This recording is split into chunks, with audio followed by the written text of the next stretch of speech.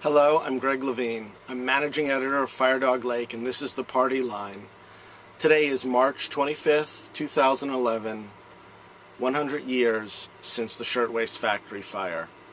Now, most of you, it being the centennial, have probably heard a little something at this point about the fire at the Triangle Waste Factory at the corner of Washington Place and Green Street, right here in New York City, not far from where I'm sitting now. The fire killed 146 people, 127 of them women and girls. About half of them either fell or jumped to their death. The other half were either consumed by flames, died of smoke inhalation, or were crushed in the rush towards the exits. You've probably heard something about how one of the exits on each floor was locked to prevent theft. Maybe you've heard that the switchboard on the 8th floor of the Ash building notified the 10th floor where the executive suites were, but failed to sound any kind of alarm. There was no alarm to be sounded, so that the 9th floor was consumed by flames before most people even knew what was happening. You've probably heard stories about how the flimsy fire escape on the outside collapsed under the weight of the people trying to get out that way. You've probably heard stories about women as young as 14 and 15 girls. 14 and 15 years old who perished at a job they worked 6 days a week for $1.25 a day. Those are the things you probably do know. Here are some other things, though, that perhaps you haven't heard about. For instance, the Triangle Waste Company had a labor action, a strike, 2 years prior to the fire, as did many ladies' garment factories in New York City. It was a big deal, actually, in 1909 at the time, and it lasted several days, but was eventually put down with the help of the New York City Police Department. And perhaps you also didn't know that 1 week after the fire in 1911, early April of 1911, there was a march in New York City attended by somewhere between 100,000 and 300,000 people to protest the fact that some of the workers who had yet to be identified were going to be buried outside the city in unmarked graves, and to mourn the people who had died that day. 100,000, 300,000 people in New York City. It's just a march. Amazing. Perhaps you also didn't know that within months of the fire, New York State government formed a committee to investigate not only the cause of this fire, but the condition for workers in factories such as this in general, and that this commission not only came up with recommendations for fire safety and building codes, but also recommendations on minimum wage, on length of the work week, on health conditions in general for workers, and that within years, about 3 or 4 years of the fire, many of those recommendations had actually been adopted, making New York State a leader in labor law and worker safety. You also maybe didn't know that on that committee was Frances Perkins, who later became Franklin Roosevelt's Secretary of Labor, the first female cabinet member in U.S. history, and that Frances Perkins had actually witnessed the fire. She was in Washington Square Park when it started and saw many of the women leaping to their death and remarked later that it was on that day that the New Deal was born.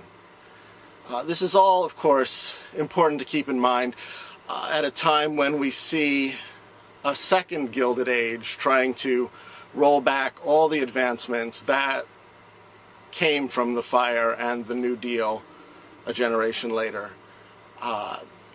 It's good to remember that things like stairways that are wide enough to accommodate people going both ways. The stairways at the Triangle Factory were at the Ash building were only 2.5 feet wide, so wide enough stairways are a law that came as a direct result of that fire. That exit doors that open out are from a law that came directly from the investigation after that fire.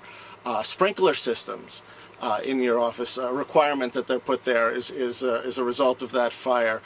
Fire drills, as annoying as they might be for some of you, are a result of that fire. Walkways wide enough, well-marked exits, all of these things came because finally the power of the state was used against the rapacious forces of the Gilded Age, of greed, of capitalism, to actually ensure that the workers had some rights as well. And here's something else to think about. The Ash Building, home of the Triangle Waste Factory, was a modern building. It was considered state-of-the-art for the age. It was concrete and steel construction. It had 2 stairways, 2 mechanical elevators. Theoretically, it had a fire escape.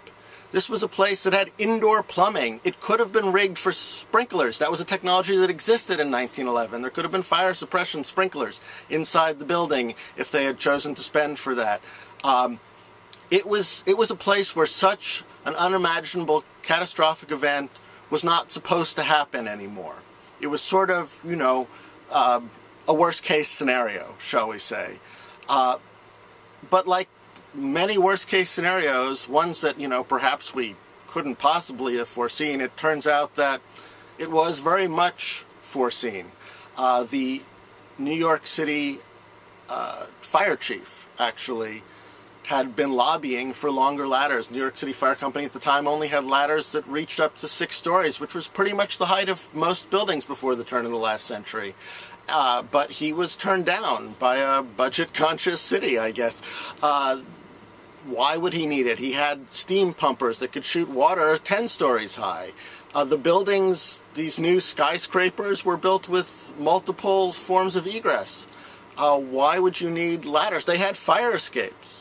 But of course, as it turns out, the stairways were too narrow, the doors opened inward, the fire escapes were not properly installed nor ever inspected, and lo and behold, ladders that only made it up 6 stories did nothing to save the lives of 146 people at the Triangle Shirtwaist Factory fire. And that's something to keep in mind today, whether you're looking back on this fire or looking back on last year's Deepwater Horizon accident in the Gulf of Mexico, where once again multiple catastrophic failures happened simultaneously and left workers having to choose between fire and jumping, or whether you're thinking about the people working right now at the reactors in Japan, trying to prevent a worsening of the nuclear crisis, or whether you're listening to people in the United States talk about the virtues of their multiple fail-safes at nuclear facilities or coal mines, or as they get ready to embark on hydrofracking for natural gas. Keep in mind the attitude that we had prior to 1911. Keep in mind what happened as a result of 1911 and all of the changes that were made.